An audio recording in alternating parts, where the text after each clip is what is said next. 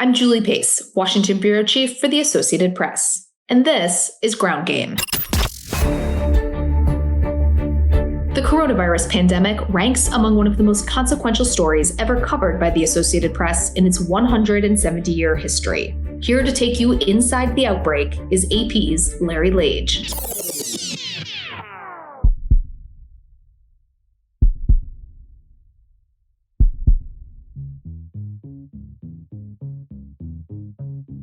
From the Associated Press, this is Inside the Outbreak.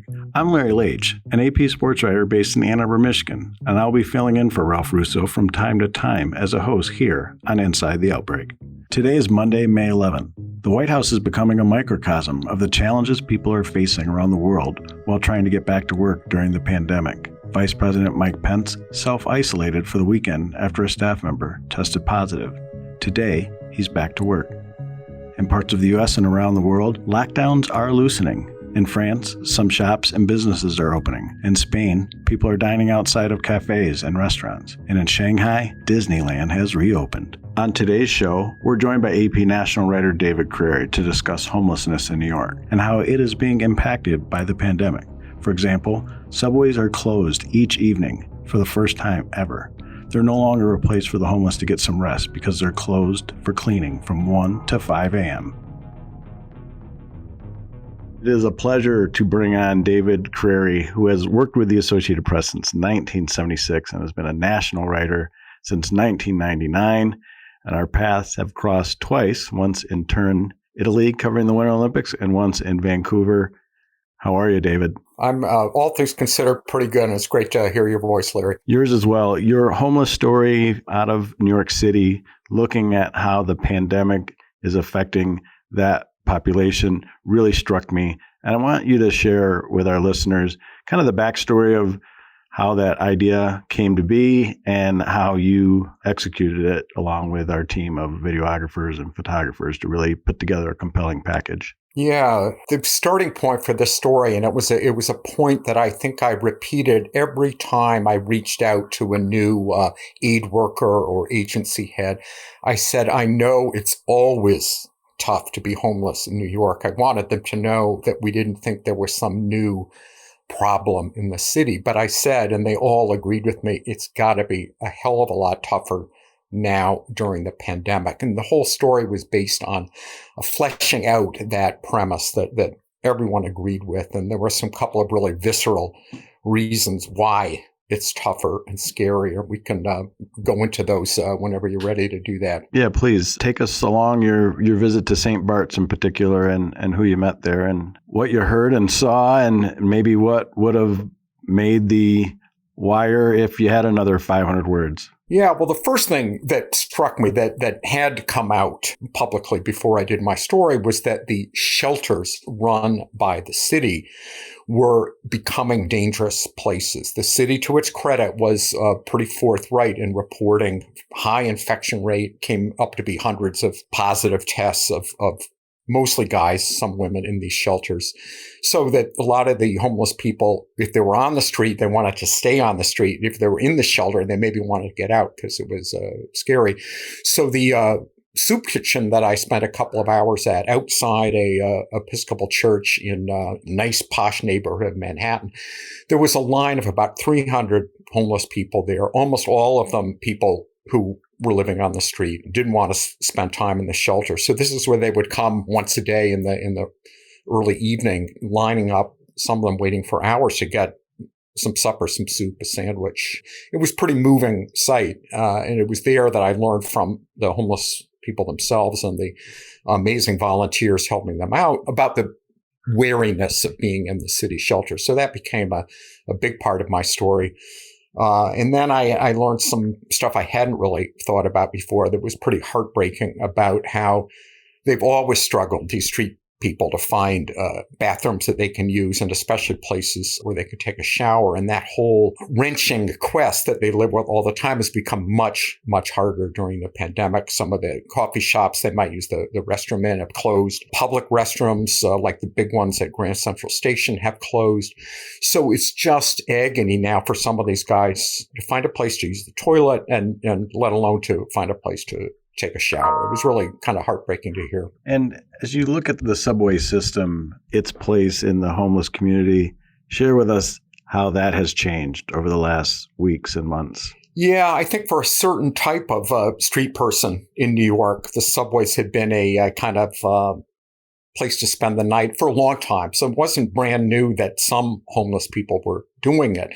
But what was happening during the pandemic was that population increased hugely, doubled, tripled. So there were hundreds of homeless people spending each night on the subways during the pandemic, and became a problem for the city, especially for the transit workers. They were getting worried about worsening hygienic problems because of these people sleeping all night on the train. And they also were worried that the regular passengers, people trying to commute late at night to essential jobs, would be scared of riding in the subway. So this was a decision by the city to make a huge, unprecedented effort, A, to get the homeless people off, try to get them into shelters, and then B, to shut down the whole system for, 4 hours each night, entirely shut down so they can do thorough cleaning, disinfecting of the cars.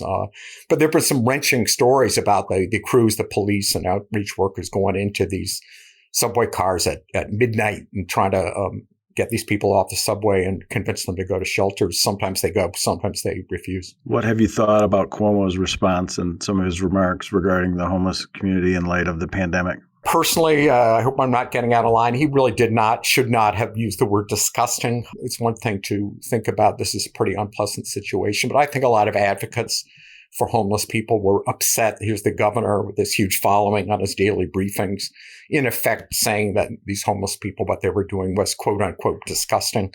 It's a tough situation. I think everyone agreed something needed to be done. So the program itself, I can see why they're doing it. That word, I think, was problematic. From the Associated Press, this is Inside the Outbreak. I'm Larry Lage, and we're with AP national writer David Crary. You have worked all over the world, from Africa to all parts of Europe.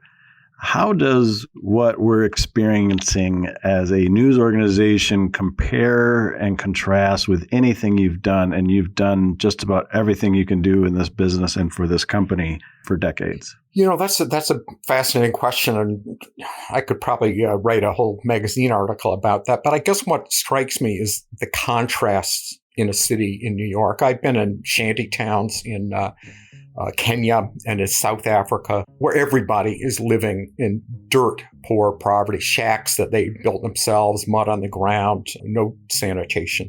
So it's not like you see extensive parts of the U.S. like that. But in New York, especially the soup kitchen I saw literally on Park Avenue in one of the fanciest parts of New York, the contrast between what the average, fairly affluent New Yorker, their lifestyle and the lifestyle of these homeless people, it's really striking. It's almost mind-boggling that this community of street people exists and struggles in, one of the richest cities in the world. So that's very powerful. That's not something I would see in Africa, and it's right here on our doorstep in New York. And what would you think the rest of the United States could learn from New York's handling of the homeless situation, if anything? I know that the big cities out in California are struggling with the homelessness problem.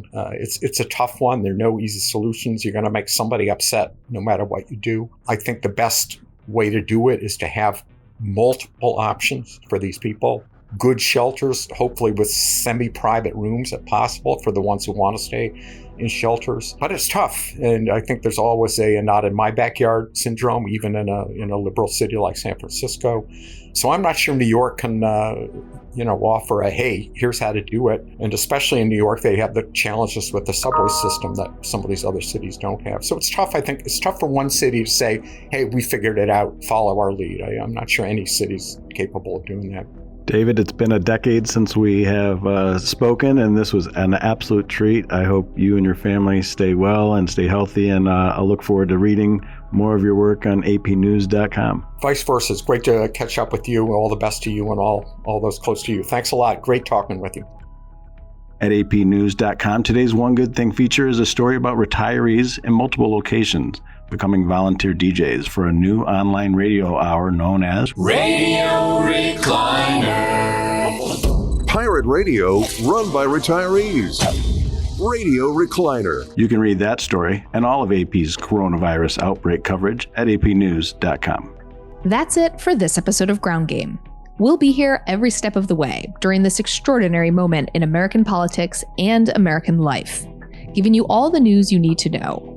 Be sure to tell a friend about us, and please subscribe on Apple Podcasts and leave us a review. Some of the details of our discussion may have changed by the time you hear this. For up-to-date developments on all of your news, head over to apnews.com. From the Westwood One Podcast Network.